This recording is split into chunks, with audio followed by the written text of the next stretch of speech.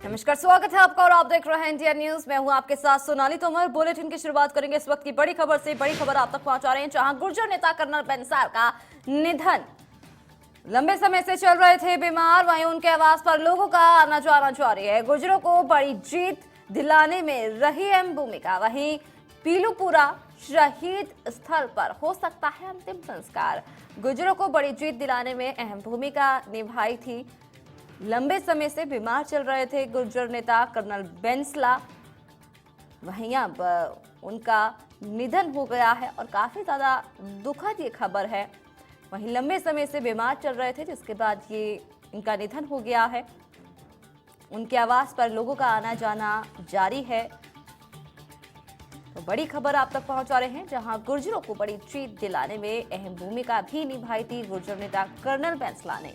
तो वहीं गुर्जर नेता बेंसला का निधन हो गया है और काफी ज्यादा दुखद ये खबर सामने आ रही है। लंबे समय से बीमार चल रहे थे बेंसला, जिसके बाद उनका अब निधन हो गया है। वहीं गुर्जरों को बड़ी जीत दिलाने में भी उनकी अहम भूमिका रही है। साथ ही आपको ये भी बता दें कि पीलूपुरा शहीद स्थल पर इनका अंतिम संस्कार किया जा सकता है। तो बड़ी खबर इंडिया न्यूज के माध्यम से आप तक पहुंचा रहे हैं, जहां गुर्जर नेता कर्नल बेंसला का निधन हो गया। वहीं परिजनों का रो रो कर बुरा हाल है। आपको बता दें कि अभी भी उनके आवास पर आना जाना लगा हुआ है। वहीं अंतिम संस्कार किया जाएगा। आपको बता दें कि पीलूपुरा शहीद स्थल पर कर्नल बेंसला का अंतिम संस्कार हो सकता है। तो बड़ी खबर, बड़ी जानकारी के साथ आप तक पहुंचा रहे हैं इस खबर को, जहां गुर्जर नेता कर्नल बेंसला का निधन हो गया है। वहीं परिजनों का रो रो कर बुरा हाल है। आपको बता दें कि लंबे समय से बीमार चल रहे थे कर्नल बेंसला, जिसके बाद अब उनका निधन हो गया है। अभी भी उनके आवास पर लोगों का आना जाना लगा हुआ है।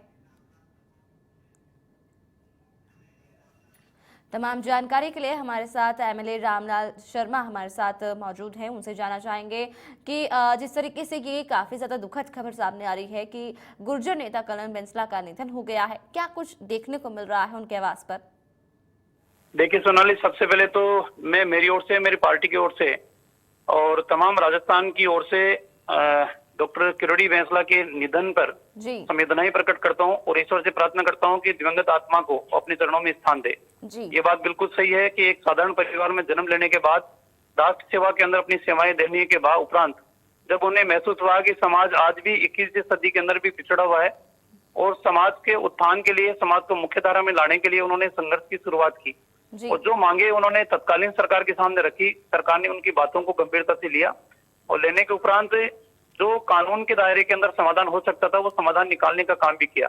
उनका जीवन बचपन से लेकर अंतिम समय तक एक संघर्ष का जीवन रहा।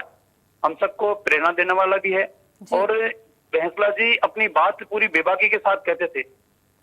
कई आंदोलन ऐसे हुए हैं समय समय के ऊपर कि जो आंदोलन चंद दिनों तक चलते हैं, लेकिन लंबे समय तक आंदोलन को चलाना और आंदोलन को परिणाम तक लेकर पहुंचाना, ये डॉक्टर किरोड़ीलाल बेंसला जी की एक फितरत थी, एक संघर्ष था, एक जज्बा था, एक हिम्मत उनकी थी। निश्चित रूप से राजस्थान को एक क्षति है और प्रेरणा इस बात की है कि एक समाज जो इस पिछड़ा हुआ था उस समाज को मुख्य धारा में लाने के लिए या समाज की बुराइयों को मिटाने के लिए जिंदगी उन्होंने संघर्ष किया। तो ये इनका संघर्ष आने वाली पीढ़ी को भी प्रेरणा देने वाला है। जी रामलाल जी, जिस तरीके से बताया जा रहा है कि काफ़ी लंबे समय से ये बीमार चल रहे थे, जिसके बाद उनका निधन हो गया है। वहीं जिस तरीके से उन्होंने गुर्जरों को बड़ी जीत दिलाने में भी एक अहम भूमिका निभाई थी, वो ये कोई भी भुला नहीं सकता है जिन्होंने उन्होंने जो है उस समय योगदान काफ़ी ज़्यादा दिया और वहीं जो लोग हैं आज भी उनको याद करते हैं। देखिए सोनाली, जो उन्होंने तत्कालीन समय के अंदर जो सरकारों के सामने बात रखी कि आप लोकतंत्र के अंदर सबकी सहभागिता की बात करते हो, हमारा प्रशासनिक क्षेत्र के अंदर हमारा प्रतिनिधित्व नहीं है, राजनीतिक क्षेत्र में हमारा प्रतिनिधित्व नहीं है, हमारे लोगों का जीवन यापन एक नियम स्तर का है।